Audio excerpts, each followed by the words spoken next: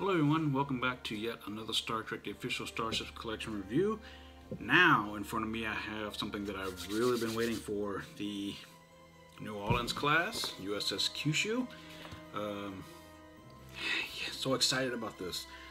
The first, or rather the second, of the Wolf 359 ships.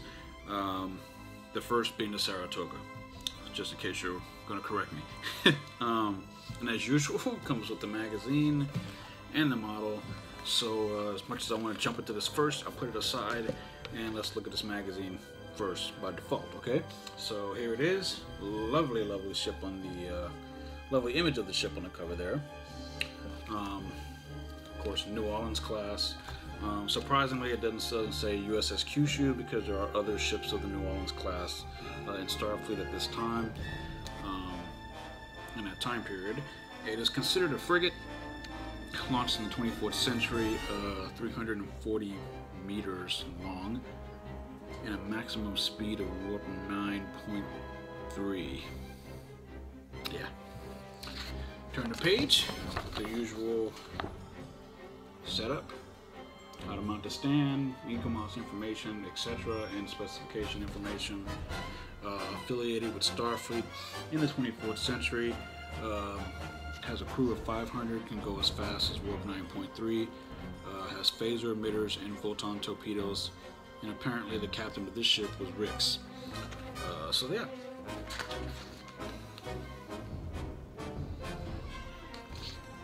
Which may be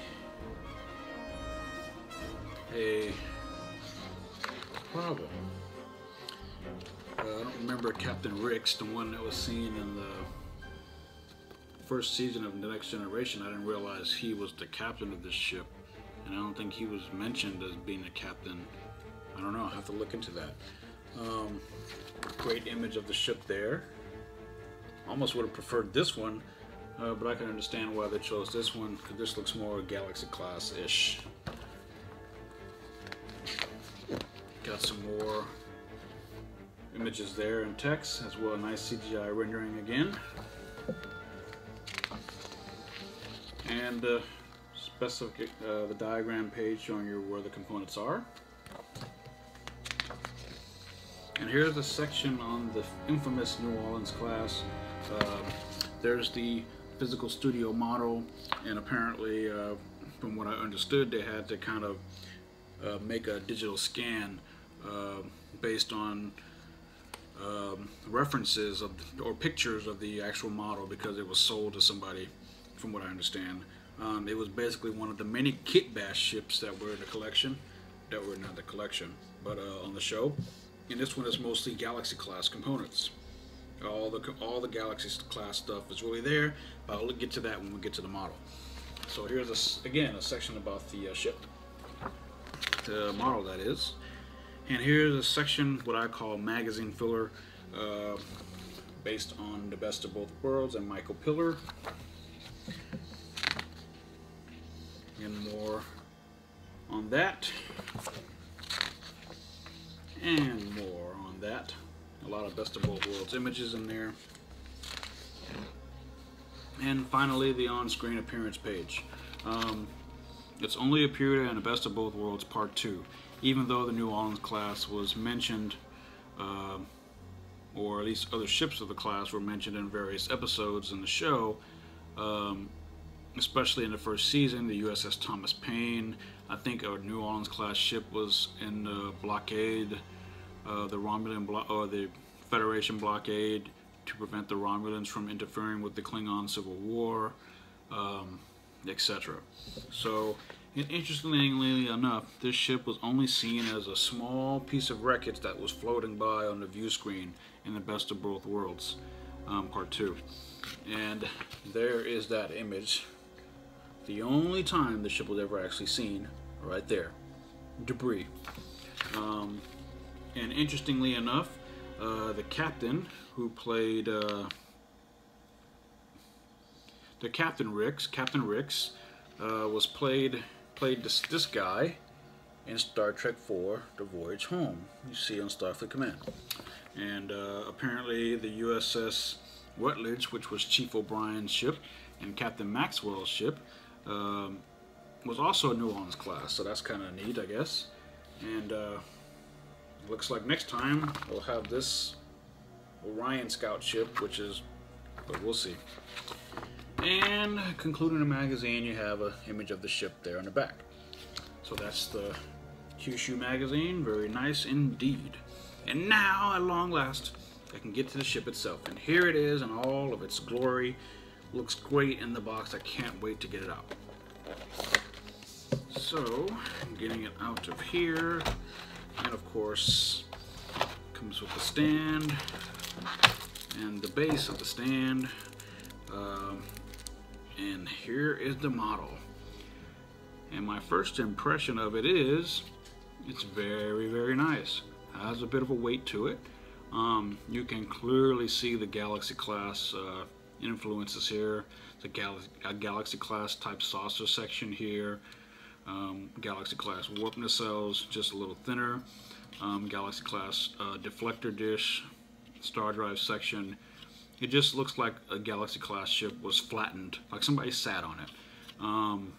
I never understood for the life of me what these things were. I'll have to refer back to the magazine to see if it even tells you. And considering that we only saw this ship as a piece of debris, it's very cool to actually have a physical model of it. This is the first time ever that a Wolf 359 ship has gotten in our hands in real life. If you want to count the Saratoga, maybe that's the first. But this is This is the original Wolf 359 ship, since the Saratoga didn't appear till at least a year or two later when DS9 first aired. But this is the USS Kyushu, one of the most sought after models by Star Trek model collectors for years. And now we finally have it. We've got the nice Starfleet registry there. The registry number, at least, is seen right there before the shuttle bay. Got the Starfleet pendants, stripes on the nacelles themselves. Got the registry underneath the saucer, which is customary for Federation starships. You got the deflector dish there, which looks nice. Aztecing looks nice. Detailing looks nice. I don't see any misaligned windows. Actually, that's not true. I do. Unfortunately, some of these windows are misaligned. The paint is outside of the portion where it should be, but that's okay. Also note that it says Kyushu here on the nacelle pylon, and on the other side it has the registry number. The saucer section is where the bulk of the metal is, and the star drive section, engineering section, and the nacelles, of course, are plastic.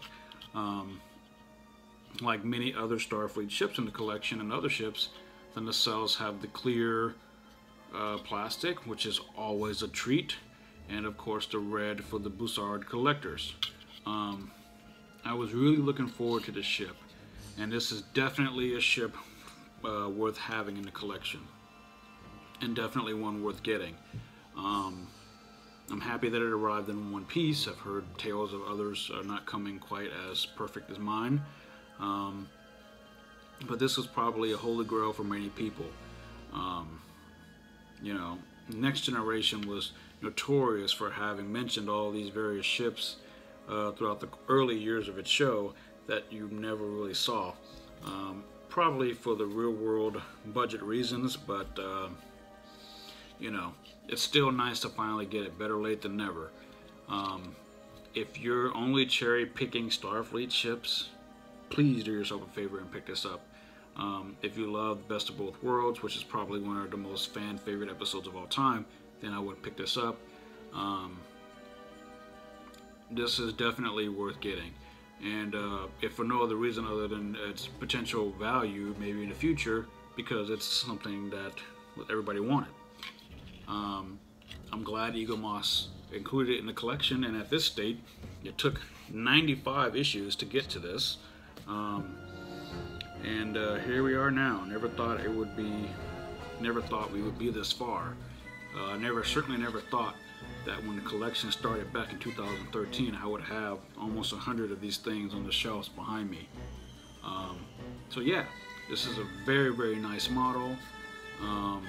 Definitely worth it. The size is fantastic. I love it.